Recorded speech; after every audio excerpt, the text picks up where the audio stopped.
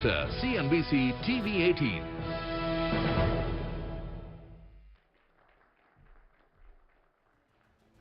Gentlemen, thank you so much for joining us here on our annual post-budget event, the Budget Verdict. This is CNBC-TV18's effort to try and get the budget makers, the budget architects to interact with industry in their very first interaction post-delivering the union budget. As we just highlighted for you, Budget 2023 has delivered on the promise of higher capital expenditure. That was the hope, that the government would continue to do the heavy lifting as far as public spending is concerned, and that has what the budget has delivered. As far as industry goes, that was the big ask. Outside of that, there hasn't really been much tinkering. It is a process of continuity from where things were left off as far as the last budget is concerned. In terms of additional capital allocation, the railway capex has, of course, been a headline number as well. Outside of the overall capex number, which, as we pointed out, is up 33%, the railway capex coming in at 2.4 lakh crore rupees. That is an all-time high. There is plenty there in the budget by way of allocation for other sectors as well. Perhaps some could argue that the rural development budget has seen a decline, and of course one disappointment is on the area of disinvestment, where the disinvestment target has been reduced quite significantly down to just about 50,000 crores. But let me not get in the way of announcing and inviting our first guest to join us here at the CNBC TV18 Budget Verdict. I will have a lot of those questions for the Revenue Secretary, but I also encourage all of our industry leaders who are here with us this evening. This is your opportunity to quiz the budget makers on what you liked and what you would like clarified from the budget fine print, since we have had the last 24 hours to go over the fine print. It is my honor and privilege to invite on stage the Revenue Secretary Sanjay Malhotra to please join us here for the budget verdict. Mr. Malhotra, thank you very much for joining us.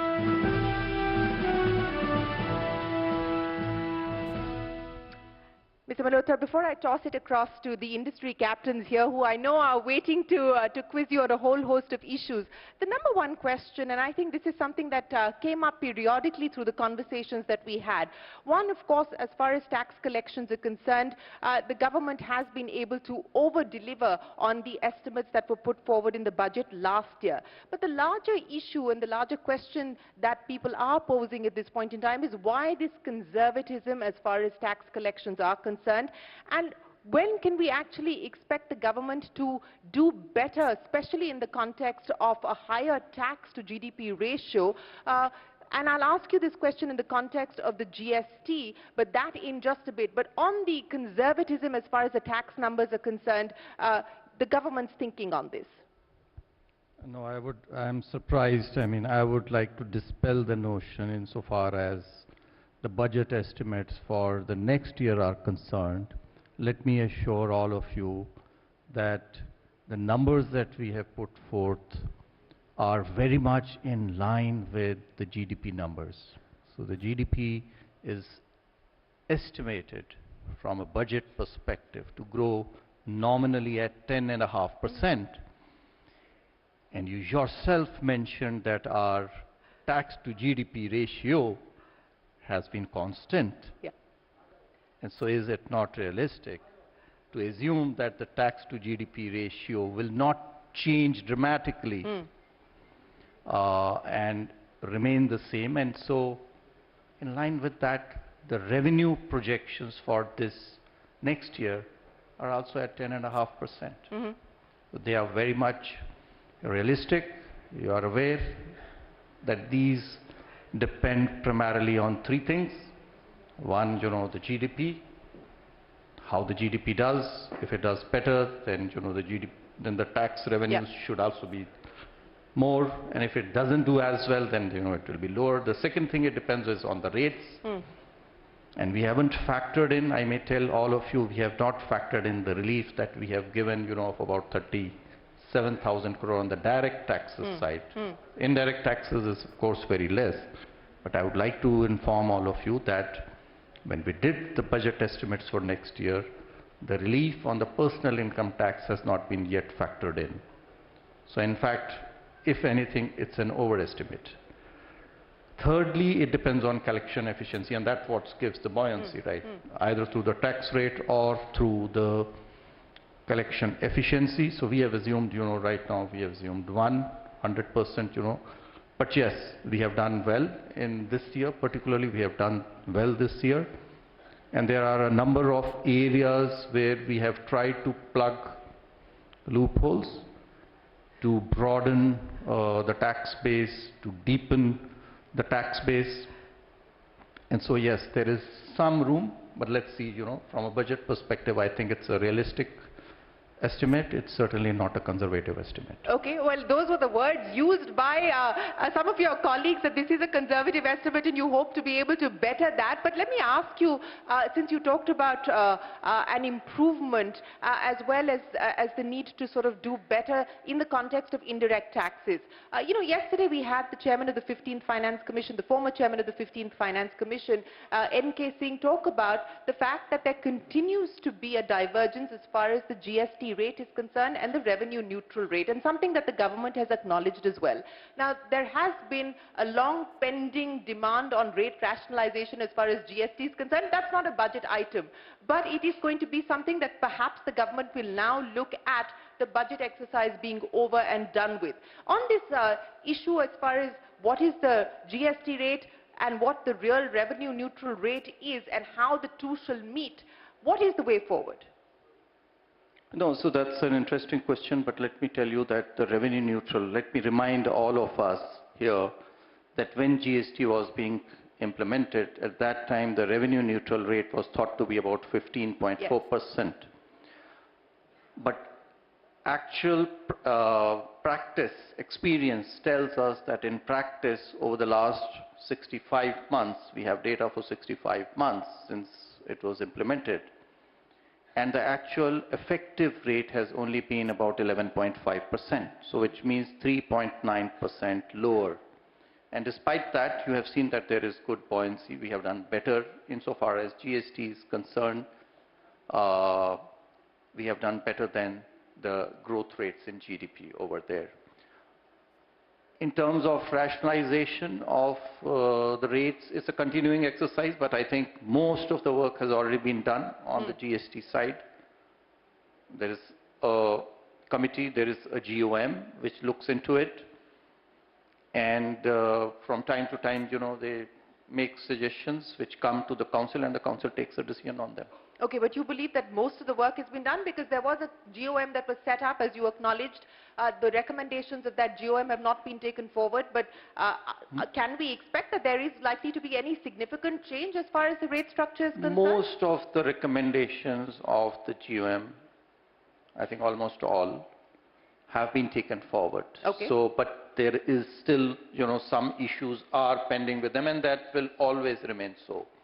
And so as and when, the GOM makes those recommendations to the GST Council, the Council will consider them and take a decision on them. But apart from smaller changes, as of now, we don't have any major agenda. So no, insofar as GST rates are concerned. So no convergence as far as slabs are concerned? We will continue with this current structure. Not for the moment. Not for the moment. Well, that's an important clarification coming in from you. You said in your opening comments, Revenue Secretary, and I'll toss it across to the audience in just a second, but you said that a lot of the changes brought in the budget have been to also plug in the tax arbitrage and plug the tax loopholes. Now, the insurance sector is not particularly happy. The tourism sector, the travel operators aren't particularly happy. People availing of the LRS route in some cases aren't particularly happy, but let me just focus on two aspects, insurance as well as tourism, because the government said that you want to focus on tourism in mission mode. Both in terms of the allocation, it's the same as the BE of last year. There has been no change as far as budgetary allocation is concerned, and by doing away with some of the exemptions, etc., that were offered to tour operators, etc., aren't you then negating what you hope to do on the tourism side? And second, on the insurance aspect, both with the move from the old tax regime to the new tax regime, which is an exemption-less tax regime, as well as the tax arbitrage that you have now decided to plug, aren't you veering away from the aspiration of making India a more insured economy, a more insured market? Okay, so let me take your second question first. First of all, let me clarify, and I think all of you are perhaps already aware, it's not about insurance. The tax is certainly not on insurance. It is the tax exemption being withdrawn on investments, primarily investments, because the way, insurance industry works in our country and also, in many other countries, India is not that way, unique. Of course, we accept that. But insurance, of course, is totally exempt. Any proceeds out of on death to the dependent, that's totally, so pure term insurance, all of you are aware, is totally exempt and continues to be so. It's only the investments beyond a particular point where it no longer actually remains insurance, but it becomes more of an investment rather than an insurance, that we have removed the exemption, and I think rightly so, because the exemption is for insurance. It's not actually, for investments. If you want to make investments in equity, you want to make investments in government securities, I don't think, we deserve, the tax exemption status for that. So pardon me, this relief that has been withdrawn, and that's again, for very, very high values, because we do understand that there is a savings component which is attached, which has been for times, since insurance has been introduced, perhaps attached with, insurance. So we have continued with that. But others is something, I think it was time that we removed it. It's still very high, 5 lakh and 2.5 lakh in ULIP. So 7.5 lakh will give, cover with savings of about 1.5 crore rupees for an able-bodied 35-year-old individual, as per, some of the most popular schemes. Tourism, you see, I really don't think, that it should really, the LRS, I think you're talking about the increase in rate about from 5% to 20% on LRS. So first of all, it's not on, the tickets. It's on the foreign travel tickets. It's on a tour package that is bought. But then, would there be any person who would be buying a tour package, whether it's foreign or domestic, especially foreign tour package, from his savings? None. None to my mind. All of them would be buying it from their disposable incomes, which are taxable incomes. So they are in any case, going to pay taxes. And so for those who are paying taxes, it really doesn't matter. And they are paying taxes, they are not, in the 7 lakh income limit or 10 lakh income limit where their tax rates are much lower. No, they are much beyond that. So they are paying, we feel at least 20%. And so that's why, we have increased it to 20%.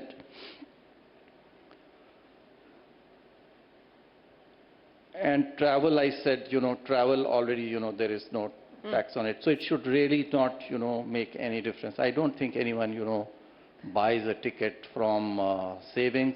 It helps us on the other hand. So this is, the perspective, if you look at it from the perspective of the individual who buys, from the revenue perspective, there are, certain individuals we feel escape getting taxed. And so that's where, the plugging in of the loophole comes in. Okay. I know that many people here have questions. Let me bring Shubhrakant Panda into the conversation. I think he is here, right here. Shubhrakant, you've got the microphone on the table, so yes, go ahead. The president of FICCI, go ahead, Shubhrakant. Mr. Malhotra, I'd first like to congratulate you and your team and, of course, the Honorable Finance Minister for a budget which I think is bold, progressive, and what had been, FICCI's and I suppose every industry chamber's refrain about being growth-oriented, I think it certainly delivers on that. Just one quick question among some of the recommendations we had made. One was relating to RODTEP for some of the sectors which were left out initially, and that was in a very different scenario when those sectors were doing extremely well, primarily commodity sectors. That is not the case now. But in any case, whether a sector is doing well or not, RODTEP is more about remission of taxes and duties, and that enhances manufacturing competitiveness. So just wanted to understand the thought process for these sectors to be like pharma, steel, etc., to continue to be out, and is there any timeline in mind for that? Thank you. Yeah, so RODTEP really, it doesn't, I mean, which sectors to include and all, that doesn't actually, come in as a budget exercise. In the budget exercise, we really, give a budget, the numbers, the expenditure side. So it's basically about that. So whatever requests are there relating to sectors that need to be further included or their rates need to be changed, etc., that's looked at by another committee, the RODTEP committee, that looks into those things, and those can, always be considered by them. It's not really a budget thing. So, and so that's why, you don't find anything relating to RODTEP sectors. Oh, and I agree with you. It's not a budget thing, and of course it will also depend on the kind of negotiations that the Commerce Ministry will put forward. But what is a budget thing, and I want to address that with you, and that was also one of industry's recommendations, was that the 15% concessional tax rate should continue beyond the sunset of 2024. That's not been the case. Why is that? Why we didn't change the sunset now, I mean, no, in the context of the aspiration of India becoming the manufacturing magnet, trying to become the alternative, destination for supply chains at this point in time, the assumption or the expectation was that another 5 years would have provided a path to predictability, and hence people would have found it easier to put in investments here. So from that perspective, that was the recommendation, but what was the government's thinking on that? Yeah, so aspirations, see, we try to meet all aspirations. I mean, that's our effort. But if the aspiration has now become that every year we'll extend a scheme by another year so that, next year again we come up with that aspiration and again, we take that step, I think it's a good thing that the government has dispelled that, and government has said that, well, if we have a sunset date, then we mean, it is the sunset date. And so in line with that, we had increased it, last year, but that was because of COVID. So I think it's good that in case, unless there are some extenuating, circumstances because of which we have to do it, I think it's good if everyone knows well in advance as to what those dates are. And on the other, I mean, this is on the lighter side, but otherwise, we have had good traction. There are about 3,500 companies which have already, started availing of the benefits under this scheme. And this is not something, which we could have 15% tax rate. I'm sure all of you would agree is not a rate that we can have or afford to have, perpetually. No, I appreciate you putting that on the table. But since you said that, if there is a sunset clause, then the sun must set as per that date. So, if I were to extrapolate what that means as far as the FAME subsidy scheme is concerned for electric mobility, because the sun is expected to set there in 24 as well, would it be fair to assume that it will? Well, I'm sorry, I'm not, because I don't deal with the subject. I don't deal with the subject. But what I meant is that if we announce something with a certain sunset date or certain, conditions, then it's good for all of us, everyone, because you work, with those conditions. It's not good, to change those days to change those conditions, to change those rules, unless there are reasons. But FAME, I do not deal with it. So I will not be able to, answer something which I don't deal with directly. Fair enough. Prateek Jain, I know you have a long list of questions as well. You've got a microphone right there. Yes, if you can stand up, it's easier for them to get a microphone across to you. Go ahead. So my question was more on the PLI which is there for manufacturing, PLI. For service sector, industry has been demanding that there should be some kind of a scheme which should come for services as well, at least for niche services like, let's say, a medical R&D kind of a thing. We had SEIS scheme earlier, which has now been withdrawn after 1920. It has not been sort of extended further. So just want to know your thoughts that does the government believe that as far as service sector is concerned, it is self-sustainable now, no further support is required, or something is there in the annual? Again, I'm not the right person, to be taking this question. Sorry about that. But yeah, see, I mean, the schemes have been mostly in manufacturing because that's where, we felt that there are going to be more jobs, and services is an area. Of course, there can be, niche, smaller areas where there is perhaps need for a push. And it's an ongoing thing. So the concerned ministries can certainly, be asked to look into it. If anyone else has a question, yes, we'll get a microphone across to you. But in the interim, till the mic reaches you, let me ask you a question on the non-tax revenue side. We've got the DPAM secretary coming in a short while from now, so I'll reserve the questions on disinvestment for him. But there are a couple of concerns, specifically in relation to the estimate that's been made on the telecom side, on the DOT realization side, which seems like a high-ish number at over 80,000 crores. How confident do you feel of being able to realize that? Again, that is, for the DPAM secretary. He's there, Okay. so he'll answer those questions. I can see he's already come here. So it's better, that he answers it. Sure. I'll get to him. Yes, sir, go ahead. This is Sunil Goel. I run Your Nest Venture Capital Fund. And I want to tinkle the imagination that we have high potential entrepreneurs now who can build global companies while being headquartered in India. And that's the push that we keep on giving to these entrepreneurs. Stay in India, but build for the world.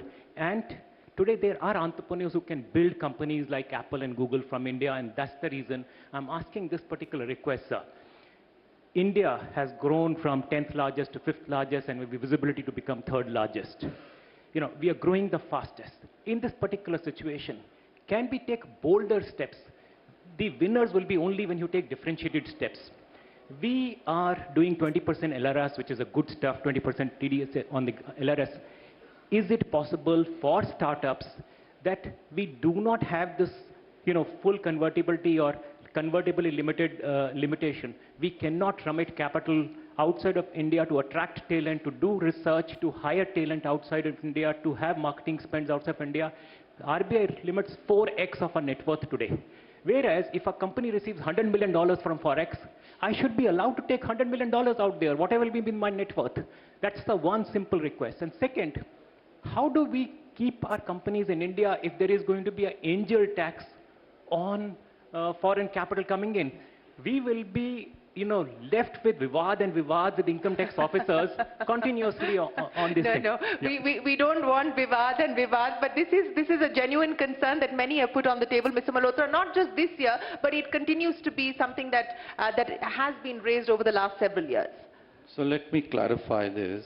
This angel tax that you're talking about, it's not on startups.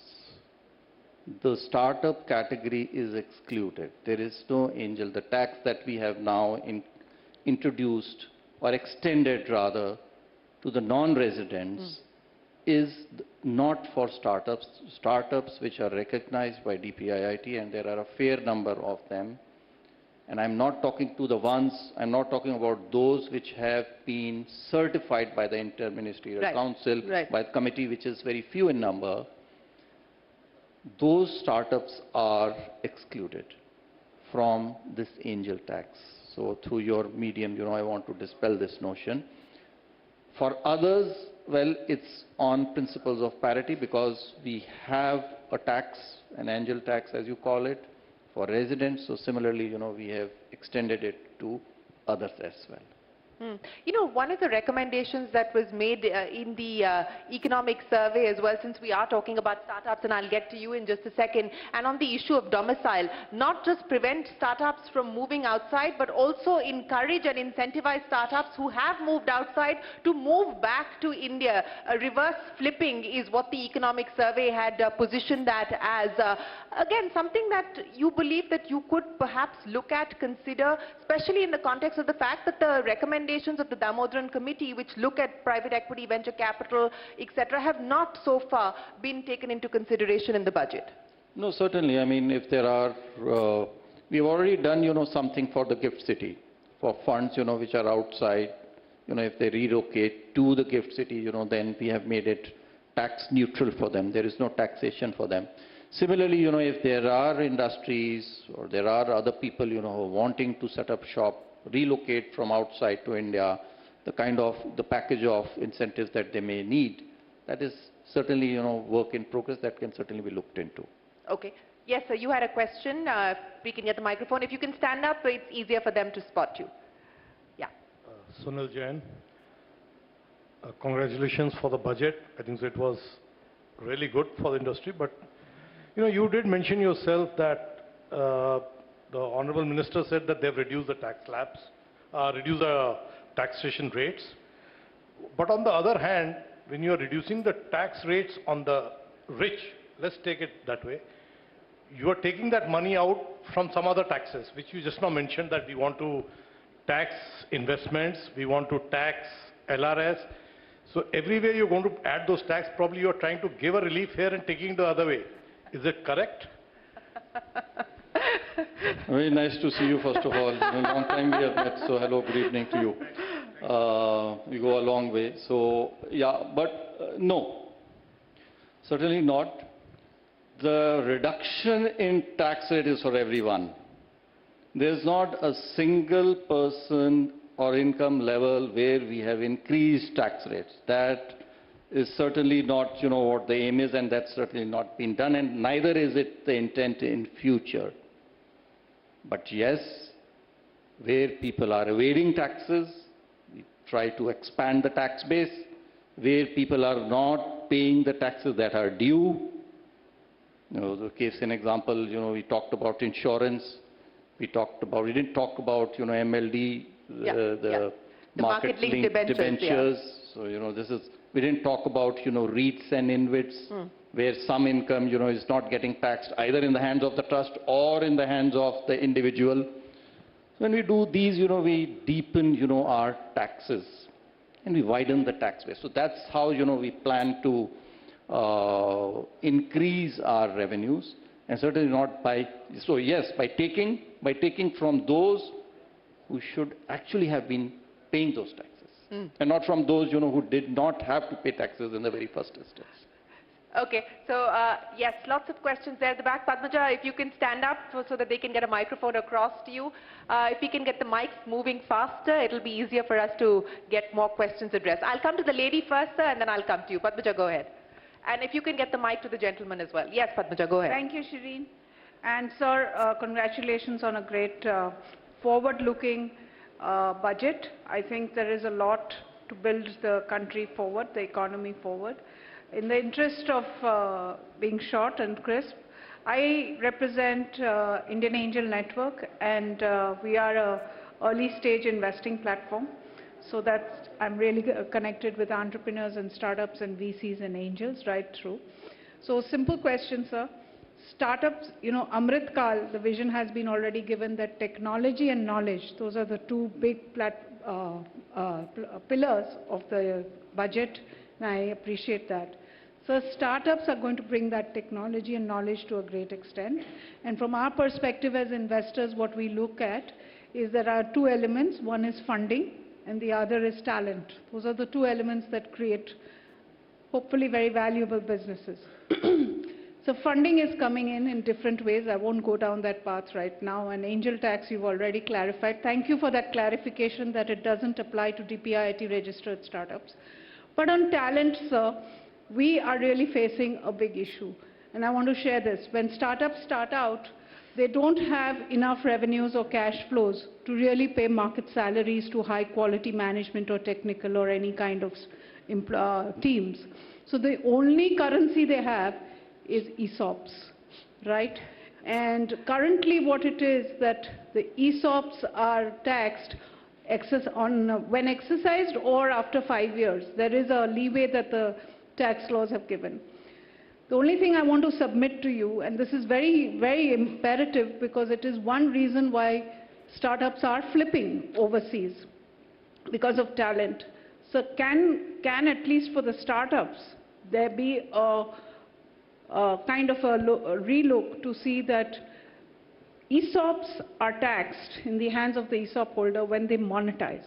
Right. Because what happens is the share value does go up when they exercise it, and even 5 years later, they pay tax out of their pockets, and then the other way it goes down. I think he's well aware of the problem. The question now is when are they going to act on it, if at all?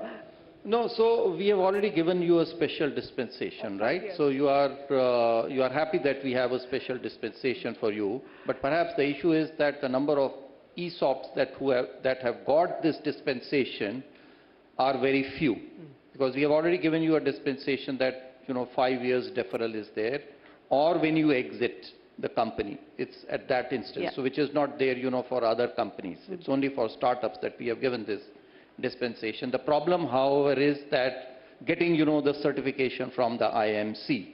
So that's an issue that the government is aware of, and we'll work with DPIIT. This is actually, to be done by DPIIT. They are aware of this issue, and I'll again, on your behalf, take it up with them. The and try to DPIIT resolve this secretary is issue. going to be And he's joining going us to come, shortly, you can ask him. so You we'll get the as to how, DPIIT secretary we to can, clarify as well. hasten or quicken, this process. Well, yes, Padmaja, we are all hoping that it will get done. But, before I let you go, Revenue Secretary, and I know that all of you are on an assembly line of engagements this evening post the budget. What do you believe could be the potential risks at this point in time? Most of them are global in nature, but any domestic risks that you're going to be mindful of? What will be your priority areas that you intend to focus on?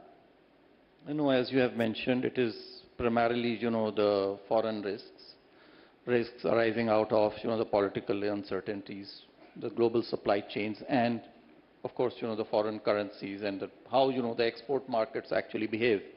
How the interest rates actually pan out abroad, and what the flows of monies, that triggers, and how the economy is outside too, because our economy is quite insulated, but still, it's not unaffected. Yeah.